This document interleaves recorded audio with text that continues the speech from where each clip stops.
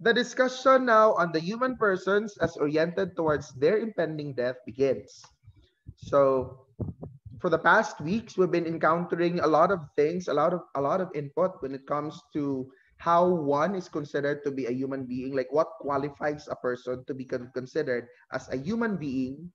There have also been discussions on how important it is for oneself to be situated in a group, for one to belong to a community, for one to have a good deal of relationships with others.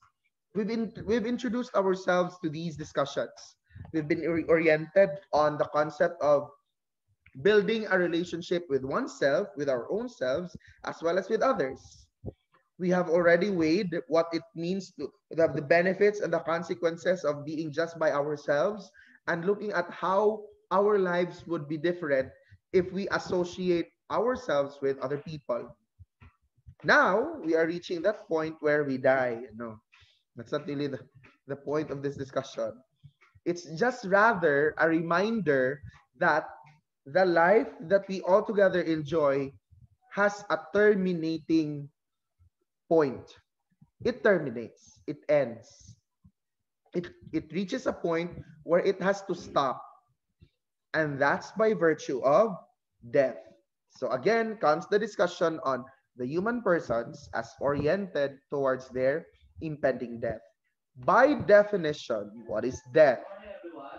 So you have there what the module says. Death is an act or process of dying which involves the shutting down of the body's physical, sensory, and mental functions. So these words denote the physical aspect of death. Like what happens physically when someone dies?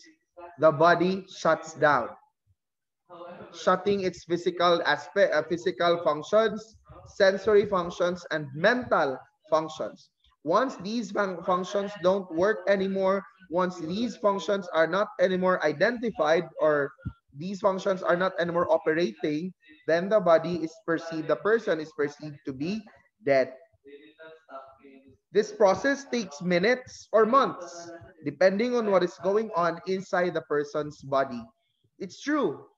There may be others who meet that shutting down of the body right instantly. For instance, when someone meets an accident, it's the shutting down of the body does not necessarily happen gradually. When someone meets an accident, the person might have just been shut down instantly. Or like there's a second or two before the shutting down takes place. Compared to having experienced a particular disease that eventually leads to the deterioration of the body, then to the eventual death of the person suffering from that disease, where slowly and slowly parts of the body become not functional until what remains is the brain. I think you're familiar of a clinically dead person. When someone is identified to be clinically dead, or when someone is not clinically dead, when someone is in comatose, that's more or less the situation. The body is physically not mobile anymore. The body is not anymore physically operational, but there are still signs of life, as the person is probably still breathing, or that the mind is still at work. All other bodily and physiological functions are dead, while there are still a few functions that remain to be operational. And once all of these functions don't get manifested anymore, that's where the body or the human person has been identified to be fully dead. So that's the harsh thing. Allow me to use the word harsh, ha. That's the harsh thing that we have to face when we reach a point of death.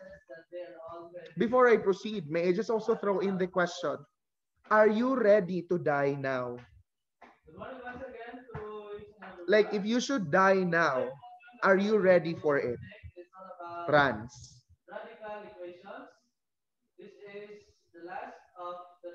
Yes, we can hear you, Rans. Can you hear something from Rans? We can. Edson, what about Edson? If you were to die now, son, would you say that you're ready for it?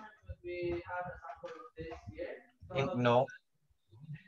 Wait, like now, Jude, as in now? Like if you are to instantly die now. By the way, son, your answer of I don't know is more than acceptable, son. That's a totally fine answer. I was not actually expecting for you to say, yes, sir, I am ready. Well, I don't know. I don't know how, but if your answer is, sir, I am ready to die now. I don't really know I don't really get the background of that answer. Like, practically speaking, are you telling me that you feel like you've already lived your life and that you can already die? No. That's something that I don't get. Because from a logical perspective, you can say, you can choose from these two options. Of course not. Or, I don't know if I'm ready to die now. Practically speaking, these are the expected responses to the question compared to, yes, I am ready to die. I hope you can see the impressions, the differences in the answers. So when Edson said earlier, I'm not sure, sir, I don't know. And that's normal. That's practically normal. Because I wait, before I give my input. Son, what made you give that answer, son? Because I'm still young and I feel like I still have a lot to do. See? From a practical perspective, that's a very good reason. Edson says earlier that he's still young. He is still at the prime of his youth, or perhaps has yet to go to the prime of his youth. And he still has a lot of things to go through. He still has a lot of things in this life to enjoy. That is why he's not sure if he's ready to die. And that answer is totally fine. Perhaps that's how it even works to everybody. Unless someone here says that he or she is ready to die now. Is there someone from this class who would like to stand firm that, sir, I'd like to set myself differently from others?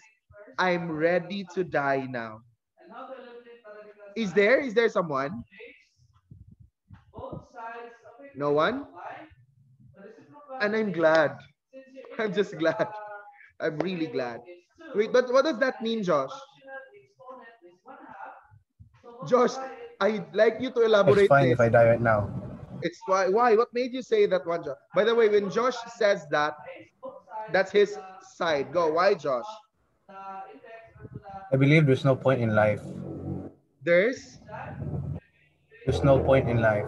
there's no point in life. Is that Yes. what I'm hearing? Why, Josh? Yes, sir. I'm more of a I'm more of the nihilistic view of life, sir. You're more of the what? I'm more on the nihilistic side. Like I believe that there's no point in life, and if we all die, why should we even postpone it when we can do it now? So is that on the background, Josh, that your life is meaningless? Yes, sir. Something like that. Like what we do now won't matter. So you seem to is that are you coming from from a perspective that you seem to exist for no reason at all? That you don't exist for wait, Josh, you're in a sando. You should be on the right shirt. Yes, sir. I haven't changed it, also. You change first. You change first. Right now, sir. Yes. It's a prerequisite that you should be in the right attire when you join a Zoom class. While Josh is changing his shirt, let's try to process his answer. Josh comes, I think, from a perspective where he seems to have found no meaning in his life, like he's existing for no reason at all. Is there someone else who shares that same sentiment? Uh, I hope Josh is done changing his shirt. Hello, Josh. There. We can see him changing through the mirror behind his room. I don't know. It's not a mirror. It's a closet. Josh, hello, Josh. Yes, sir. So I got from you earlier The module 9 is in the GC. Sir Jet has already sent a copy of Module 9 in your GC. Anyway, in my case, I'm sure that what you have there is really lesson 3. It's not it's not lesson 4. It's not also a grade 12 lesson. It's really a grade 11 lesson. It's not a grade 9 lesson. They have the same lesson. It's not a grade 9 lesson. It's really a grade 11 lesson. You have there the name grade, the label grade 11. Josh, so according to you, Earl, I hope you won't mind discussing this for a bit short, for a bit, Josh, ha? It's fine, sir. So you did make mention earlier that you feel like you can just die now because you didn't find meaning in your life. So may I just also know, Josh, don't you have any, don't you find any purpose in belonging to a family? I don't see any beauty in it, sir, to be No, honest. my question is, don't you have any purpose in belonging to a family? That I also don't know. Yes, no. Don't you have any purpose in belonging to a family? And let's see if you answer it. Like, Because if can your can answer, you Josh, explain is further, sir? if your answer, Josh, is I don't know, sir, if I have a purpose in this family, that means that probably you have just not found your purpose yet. It's different when you say I don't know to yes, sir, I don't have a purpose in this family, or no, yes, sir, I have a purpose in this family, or no, sir, I don't have a purpose in this family. So my question is, don't you have a purpose in your family? Your answer determines the validity of your claim earlier. I mean, technically, I have a forced purpose on me. It's like I have to keep going forward and like keep on living because I know if I die, my parents won't be able to take the Okay, emotional okay. trauma. As you said, um you've called it as a forced purpose in your family. Okay, I respect that. I respect that. That's a personal background. Now, another follow up, Josh. Have you been taking care of your body? What do you mean body, sir? Like, have you been taking care of Ah, your my body? Have you been taking oh, a bath? Have you been eating well? Have you been having a good night's I mean, rest? Have you been enjoying and having fun through games with friends? Have you been doing these things? just a few of it, Huh? just a few. No, Like but I take a bath and eat. oh, you take a bath. Like I do the You normal you things. eat. You do normal things. Why? Why are you doing them if you feel like there's no purpose in life? Because I believe it's like there's if no you say, unique, Josh, diba? that you have no me that your life has no meaning, so why should you take a bath? Why should you continue eating? I mean, it's normal naman, sir. It's what a generic human being does, but there's no like a unique No, purpose. because for someone, wait, that's normal.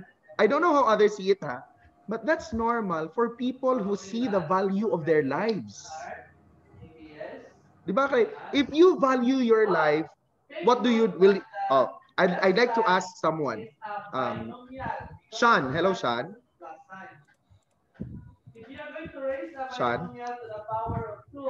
Sean was eating. Okay, Sean was eating. Oh, Sean, you're having some snacks there. Why? Is it because you're feeling a bit hungry earlier?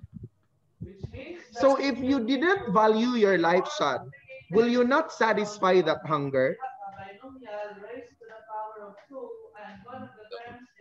Like, if you didn't give value to your life, would you want that would you just let that hunger stay there, or since you valued your life, you will satisfy that hunger?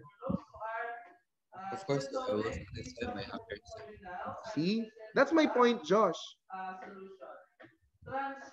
For someone to find, in your case, Lucia, in your case, do you share the same sentiment as Josh?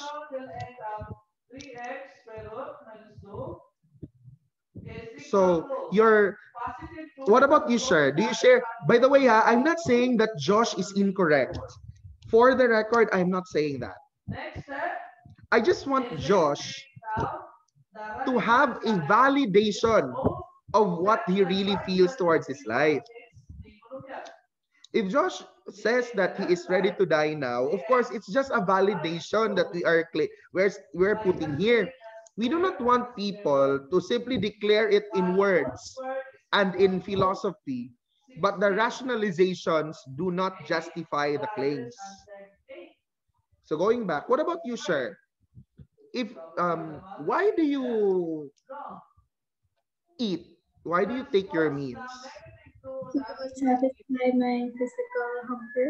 See, to satisfy your physical hunger.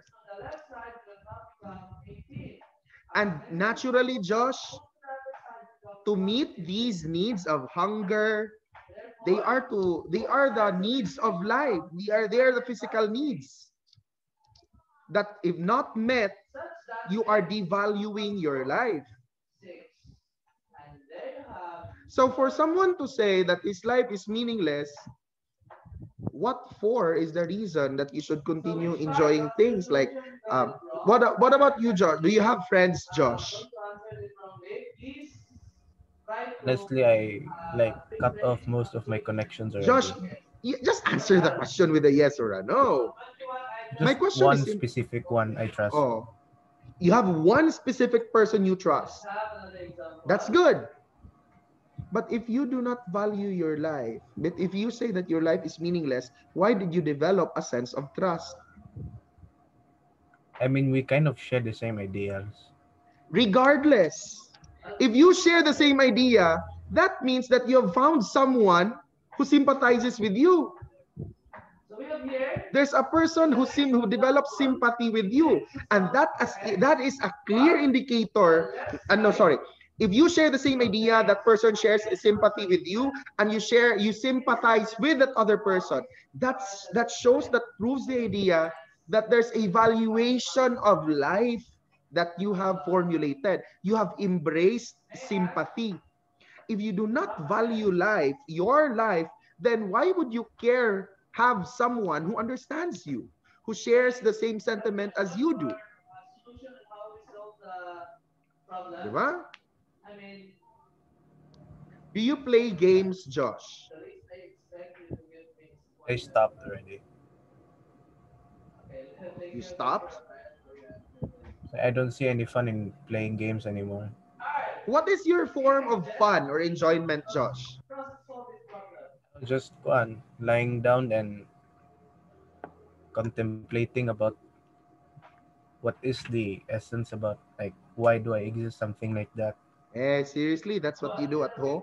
Yes, honestly, so I just lie down,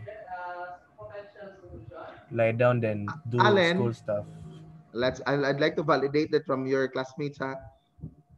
Allen, wait, who among you here communicates most of the time with Josh? Who from your class communicates with him from time to time? Oh, Josh, regarding that one person who you mentioned earlier, that person that you trust, Sir, is he a classmate or she a classmate? he, sir. Again, sorry. It's kuan, sir. A guy, sir. A guy, a classmate or not? Classmate, sir. Is it Rans? Yes, sir. Okay. Yeah, Rans is smiling. You don't have to hide your feeling of killing, Rans. It's all right. The feeling of killing is becoming obvious. Rans, I can see a different smile. Oh, Josh, please, people, don't get me wrong with these questions. Do you enjoy the company of Rans? In whatever form of company it may be, through social media, physical company, do you enjoy the company of Rans? I'm not sure about that, sir. How how can you say that is a person whom you have really trusted much if you don't enjoy his company? It's like I have this kind of thought in mind, sir, na that he's just like, that maybe, but that when people like come to me, it's like they just come for a specific reason and there's nothing else. Rans, is that the reason why you have come for Josh? Oh, see? Have you seen the shaking of the head that Rans did? Rance was doing this. Josh, this now is another proof that aside from you, there is another being out there who sees the value in you. I mean, by all means, Josh, you're entitled to your sentiments. But I'm trying to really see some validation with the claim of you not seeing the value of your life with how you are trying to rationalize it. I'm just trying to see how consistent ideas are coming out. Because someone who really does not value life, as you said, you don't value life, you don't see the meaning in life. Again, for someone who does not see the value of life, you see life as meaningless, valueless. You might as well just wait for that life to end and not do anything about it. That's how it supposedly works. But since you are continually feeding yourself to satisfy your hunger, you have found a person whom you can call a dear friend, someone who shares sentiments as you do. There's quite a contradiction. But of course, Josh, I'm not saying that okay, in order to fully practice my concept of having no meaning in life, I will remove rants from my life. No, no, that's not what I'm suggesting. But of course, because see, look at the face of Rance, Josh. Oh, he would not want that to happen. Rance would not want. I think Rance, no, you wouldn't want that to happen. Oh, see, Rance is crying. He is. No, those are tears of joy coming from Rance's end. What about from the girls? Thank you, Josh, for your sharing, Joshua. Thank you. Thank you, sir. I was What able about? to open up. It's all right. What about from the girls? Is there someone from the girls who would say that they're ready to die now? No one? What if, of course, we are praying for things not to really happen, not to really happen. What if one day, I know, at this age of yours, at this age of yours, suddenly you spaced out, you blocked out, and then you were rushed to the nearest hospital, and that upon diagnosis, the physician told you that you have 7 days more to live. 7 days, 1 week, 1 week. How would you feel? What would you do? Please don't tell me na, sir, I'll answer first the modules, sir.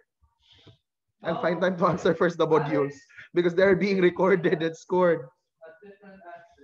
Okay, you've been diagnosed that you have 7 days more to live because it was also found out that you are suffering from an illness that has not been named yet.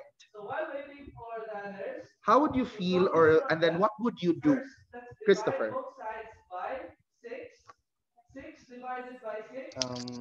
I feel ano sir? Ano,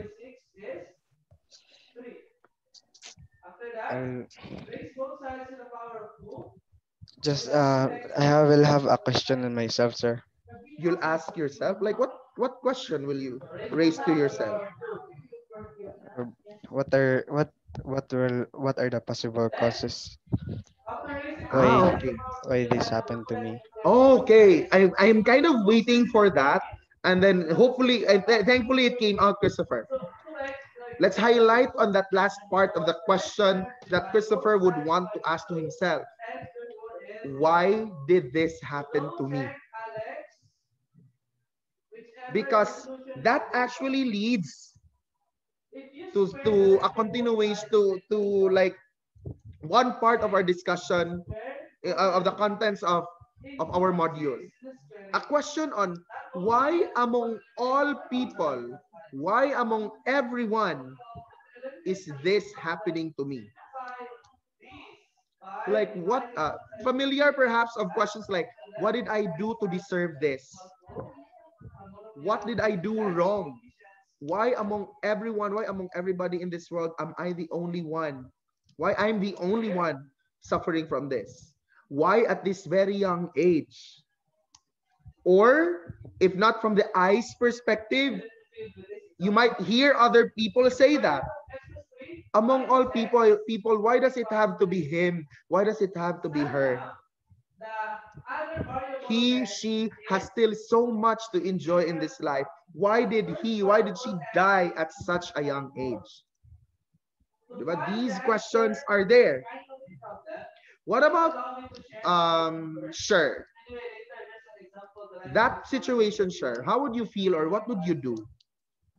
I think I would have mixed feelings because if that means I only have 7 days, then that means I have already finished all of my tasks here. That means I have to go somewhere I have to be eternally there. And just accept the fact that I will only have 7 days left and try to do as much things as I could. So sure will do something else, quite different from what Christopher has expressed. Sure goes through a process of having mixed emotions, which eventually led to an acceptance of the fact that she'll really leave the human world in 7 days. And that, of course, tells her that she'll do what she can, do as much as she can with the remaining days that's left here. But of course, these are hypothetical things. By the way, these situations may be hypothetical to us, but may come out to be actually true to others. It may come out to be to sound impossible to some, but to others, it's probably the situation that they've been going through. Let me mention a quick example to this. My mother, when she was diagnosed of cervical cancer in 2012, in September of 2012, no, October of 2012, went through a lot of process, a lot of things. In fact, this brings us now to, I'll use my mother as an example. This now leads us to the stages, emotional stages of dying, as presented by Elizabeth Kubler-Ross. These 5 stages are commonly experienced by everybody, by many who are on the brink of death. My mother obviously went through the first stage, the denial stage. She really went through that process. That she asked, no, she told herself, this is not possible. How can this happen? Why is this happening to me? This is a field recognition that you are now going to die. From the term itself, denial and isolation, death is not in the mind of the person who is about to leave the human world. In this stage, you have there a few expressions. The person may even say, there's nothing wrong with me. I'm feeling just fine. I've been doing so well. So why will I be dying? Why will I die months from now or days from now when there's nothing wrong with me? So in here, obviously, the person tries to rationalize and gives justification on why death cannot happen to him or to her. The next stage, anger or resentment. This is now a transference. This involves a transference of death in translating death into anger, the feeling towards death into anger, resentment, rage, and perhaps even envy. Like, why me? Why not them? I've been doing well so far. There's someone whom I know who is so sickly. I have a neighbor who has been so rude to me. Why not them? Why me? Why would it even be? I've been doing so well. I didn't deserve this. There are people out there who have been doing wrong to others. Why will it not be them? Why must it be me? So the concept of envy comes out. Or there comes out to be anger or resentment. At worst, resentment could even be probably addressed to God. A question now of, why God? Why among everybody must it be me? I've been doing so many good things in your name, but why did it have to be me? So that is the stage of anger or resentment. And slowly, when the person tries to slowly absorb the idea of dying, the person goes through the third stage, which is the stage of bargaining or negotiation. This is where the person who is about to die tries to make arrangements on how death can be postponed or delayed. How that life can be um, further further extended. So perhaps for someone who is suffering from cancer, the person goes through therapy, chemotherapy. The person goes through, for having suffered from a disease, the person goes through a lot of medications or extended life support, just so death can be negotiated or bargained with, postponed. But as death is inevitable, it is really bound to happen. No matter how long you deny, you postpone it, it's really going to happen. It's really bound to come out. Have you seen the movie Countdown?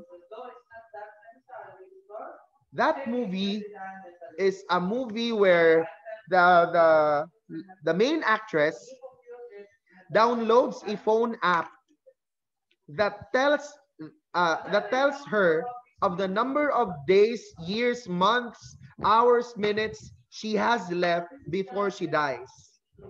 I tell you, the app is available for download in your respective phones. The app really exists. It's named Countdown app. You can download that in Google Play Store or in Apple, in the App Store of Apple. But it's not on a horror perspective, because the horror movie really will put that decision to be definite. Meaning, if you are bound to die, like the younger sister of the main actress dies ahead, and the older sister could not accept it. There's also a particular demon that appears if you are really supposed to die. So but if you try to download that in your respective phones, of course the demon there's no demon, or there's no other fictional character that, I mean, who knows? Who knows? My brother downloaded it. He placed it in his phone, and then he was notified of the number of years that he had left. I forgot the number of years. He was able to delete the app afterwards. In the movie, the girl wanted to delete the app, but she just cannot. So what she did was to just buy a new phone. When she bought a new phone, of course, the app wasn't there yet. But minutes after, the app suddenly appeared. Even without downloading it, the app appeared. But of course, that's in a movie. That's in a movie. That won't happen to you. Don't tell me one of you is trying to download it now. I bet one of you will try to download it later. Just tell me later on who appears or on whose voice you'll start hearing. Huh? I have nothing to do with it. In that movie, they're actually doing their best. And in the latter part of the movie, the main actress tried to delay her death by cheating death, finding ways to delay her death. One way that they even did was to destroy the encryption or the coding done in the app. So the girl, the main actress, is supposed to die in 2 days. So she has like 1 day more. And then she tried to consult an expert and then requested that expert to do some changes with the codes of the app. to increase her number of years left. So from one day, she was given like 50 or 60 more. I forgot now the added number of years. So she felt happy about it, only to find out that the app brought her back to the exact number of days that she supposedly has. So she tried to negotiate or bargain or to postpone her death, but as said, death is inevitable. It's really bound to happen. Another one, Final Destination. Who has become a fan of the Final Destination franchise? Final Destination 1 to Final Destination 5. And you should try watching these movies. Final Destination is the name of the title of the movies. You'll find there people or characters of a movie who really will die as how someone's vision shows it. So like for instance, all of us are riding a bus. And then Allen sees a vision of how each of us dies in that bus. And that would really or actually come true. Not necessarily that we'll all die in a bus. Perhaps now when Allen wakes up from that vision and then announces to us, we have to leave the bus because we are all going to die. So we will then vacate the bus. So we have left ourselves safe from that accident which supposedly kills us inside the bus. Just because we have not been killed inside the bus doesn't mean that we can't die as how Allen has visioned it to be. In fact, in the Final Destination franchise, the order of death, the order of who dies first, is also seen in the vision of Allen. If in Allen's vision, Rodney is the one who dies first, then that's the same order. In the outside of the bus, Rodney will be the one to die first. Then perhaps according to Allen's vision, it's going to be Edson. Then Edson is the one who's going to die first. That is going to die second. So that's death being inevitable. That no matter how hard you bargain or postpone it, it's really going to come. To those who are suffering from illnesses or medical concerns, they might actually help themselves by providing helpful medications. That's also a way to bargain or postpone their death. But still, even if they survive or they become survivors of those diseases or illnesses, age would still take its toll from every one of us. Age will still tell us that we are bound to die. The next stage, emotional stage of dying, is the stage of depression. The person accepts the certainty of death. However, it is not with a good indication or with a good manifestation. In this stage, the person feels that life is just so miserable. Life has no use. Josh, this has nothing to do with what you said, huh? Life has no use, life has no meaning, so it might as well just come to an end. It might as well just then be ended. Like when someone is rushed to a hospital, assuming that Vince was rushed to the hospital and that Vince came from a very from a family background where he has not been loved, he doesn't have a good deal of friends.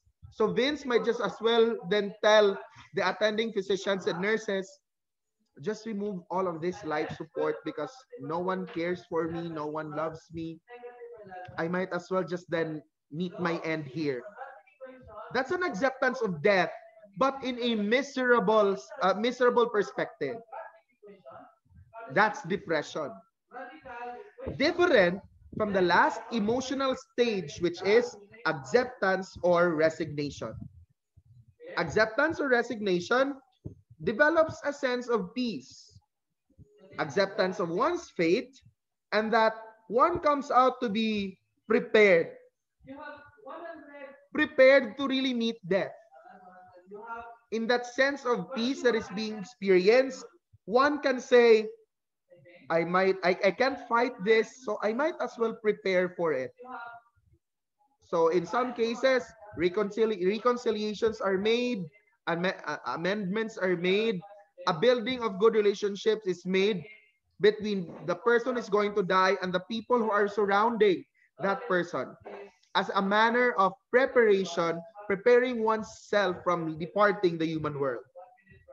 So that's the difference between acceptance or resignation and depression. Both actually accept death.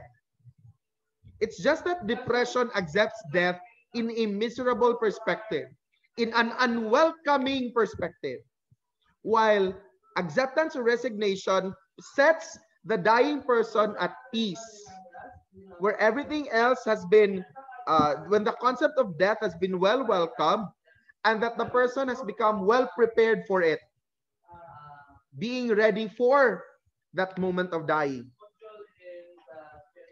However, there are tendencies of human beings to develop a context of being immortal. Immortalization. How is the human person immortalized? Such then leads to the creation of an immortality system. Immortality systems are non-rational belief structures that give us a way to believe that we are immortal. Not perhaps physically, but at least the memory of ourselves become immortal. How do we immortalize ourselves in this immortality system? We are immortalized through culture. That's one way. We become immortalized through culture. How does that work? Our membership to a group, to a community, helps bring about our memory.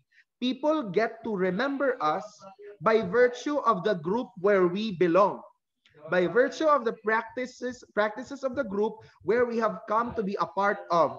Our membership to a community helps immortalize our identity. We can also be immortalized through art. And this is quite obvious. The many artists of the past have long been dead, but people still remember their name. People have still good memories of them because their artworks, their creations have remained up to the present time. Who's is it? No, Deidara's version of art is explosive. Sasuri. To the fans of the Naruto franchise, Sasuri's version of art is immortality. That's why he has. What kind of artworks does Sasuri create? Did Sasuri create? He is into puppets.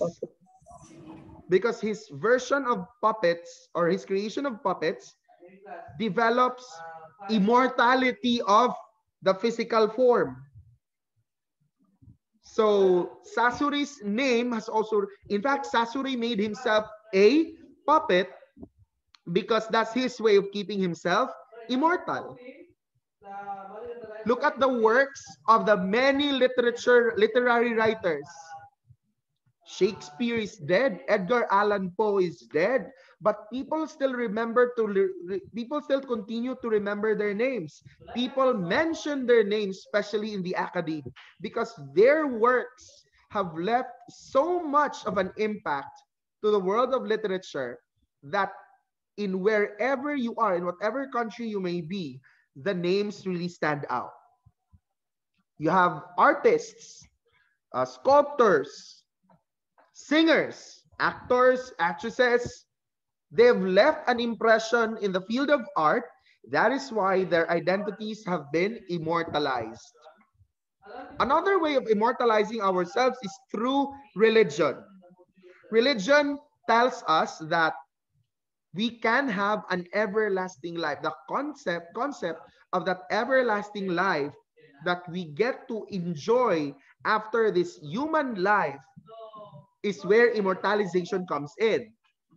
It's just perhaps an issue on where you are going to have that everlasting life. In terms of the religion where one belongs, like I'd like to speak for the concept of Christianity or Catholicism, that everlasting life could be enjoyed in heaven or be suffered from in hell. But there is an immortalization that's going to happen. You can also immortalize yourself through wealth. Your influence comes through wealth, meaning you probably have given donations, extended your wealth through charity works, and that people remember you because of these works. You can also be immortalized through relations. That because of your relationship with other people, they could remember your identity, they could remember your name. That from time to time, when they talk among themselves and that you are not anymore there, they could tell this. Yeah, I can just remember our dear friend. Yeah, our dear friend was like this when he was still alive. So you are remembered because of the relationship that you've had with the people around you. Lastly, you can also be immortalized by heroism. Our Philippine heroes are great examples to this. They have sacrificed themselves, they have offered themselves for our nation, and that puts them under the label of a hero. They've done heroic deeds, they have shown the ideologies of heroism, and that their names have been immortalized in history books, in philosophy, in our discussions of heroism, casual and conversational discussions of heroism. Their names are identified and mentioned because they've done such great deeds that have left a mark in history. Aside from immortalizing ourselves using culture, art, religion, wealth, relations, and heroism, humans have also developed the tendency of trying to cheat death. They cheat death using science and technology. The term the term that we use for that is transhumanism. Transhumanism uses science and technology to improve human mental and physical characteristics and capacities. And there are at least two ways by which transhumanism can be done. You have cryonics and human cloning. How does cryonics work? This is done by low temperature preservation of humans. But that human being that is being preserved is not necessarily identified as alive. It's just that the body has been frozen or preserved in low temperature. You might have seen it in movies. You might have seen it in movies where someone has just been placed in hibernation. They term it as hibernation. And then that person has been hibernating for several years, remaining to be asleep in hibernation, or the body has been frozen for several years, and then when it got defrozen, the person was brought back to life. That has been shown in movie, but no practical application of that has been done yet.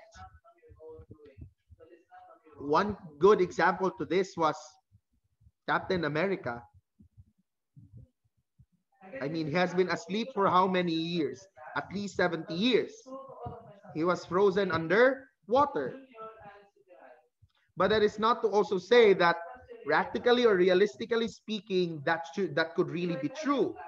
While in theory it could be done, I mean, it could be explained, we can't really say that in actual practice, the case should really be true.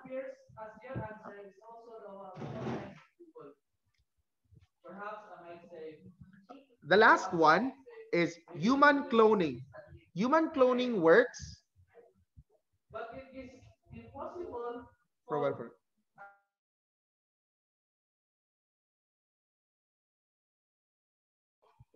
Human cloning works under two types. You have reproductive cloning and therapeutic cloning. Therapeutic cloning is the cloning of adult cells for medical purposes, and this is undergoing through research. Reproductive cloning is the making of cloned humans, and the combination of therapeutic cloning and human cloning is what we refer to as replacement cloning. Then there's this question that I'd like you to ponder on. It's a question that you can also find in your module under death increases life's value. The question is, what is the meaning of life, especially if it's all going to end one day? There's a follow-up to that. How should our consciousness of death affect the way we live our lives? I'd like you to answer that question and post your answers in the Edmodo wall for Intro to Philo. Again, the questions there are, you have the questions in your module.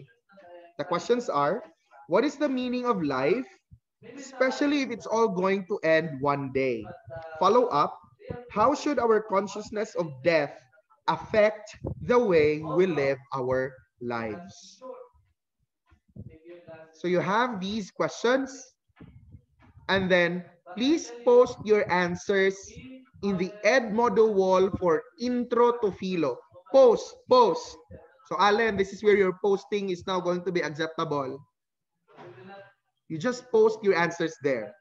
Answer it for a while, go. Open your Edmodo pages.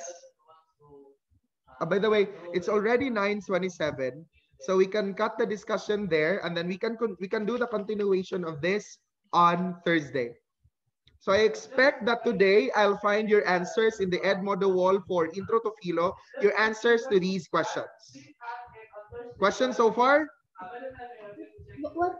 At what time, sir, is the deadline? I'll give you until this day. You have this entire day for it. What's important is that by the time I go home later, perhaps at 6 or 7 p.m., when I check over the Edmodo wall for Intro to Philo, your answers are already there. Okay, sir. Thank you, Okay. sir. If there are no more questions, that will be all for this morning. Goodbye and thank you, grade 11. Bye, sir. Bye. Thank The you, sir. continuation of this will Same. be on Thursday. Thank you, sir.